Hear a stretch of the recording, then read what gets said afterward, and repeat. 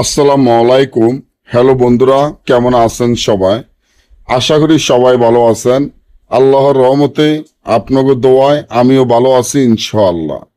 যাদের বিবাহ হয় না বা বিবাহ বর বন্ধ করা, তা কিভাবে বিবাহ বর বন্ধ কাটা যায়, কিভাবে বিবাহ হবে, তার আগে আমার এই চ্যানেলটি সাবস্ক্রাইব করেন, লাইক করেন, আপনাদের বন্ধুদের সাথে ফেসবুকে শেয়ার করবেন।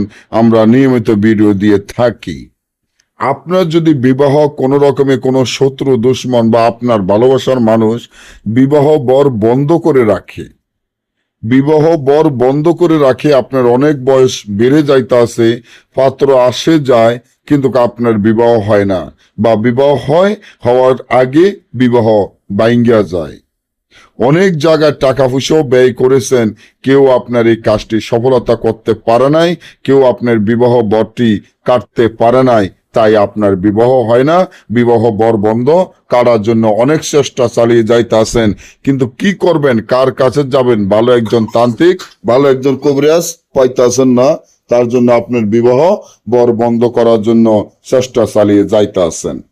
এখন আপনি চান যে বিবাহ বর বন্ধ কাটার জন্য কিভাবে কাটা যায়।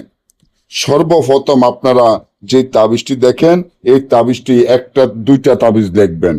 দুইটা তাবিজ লিখিয়া আপনারা একটি ছুরি নিতে হবে, 7 পুকুরের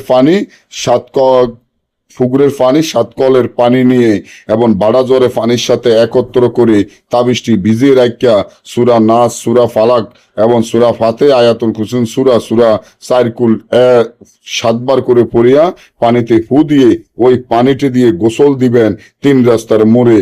এবং এই তাবিজটি একটি লিখিয়া আপনার হাতে 7টা সুই, 7টা বসির আগা দিয়ে ব্যবহার করবেন। সারা জীবনের জন্য আপনার শরীর বন্ধ হয়ে যাবে এবং যত প্রকারের বিবাহ বন্ধ থাকুক সব কেটে দূর হয়ে যাবে ইনশাল্লাহ। যদি আপনার কাজটি সফলতা হয়, আল্লাহর ঘরে 10 টাকা দান করে দিবেন, আমার জন্য দোয়া করবেন। যে কোনো কাজে, যে কোনো প্রয়োজনে, যে কোনো সমস্যার জন্য স্ক্রিনে দেওয়া নম্বরে যোগাযোগ করবেন। সকলে ভালো থাকবেন। আল্লাহ হাফেজ।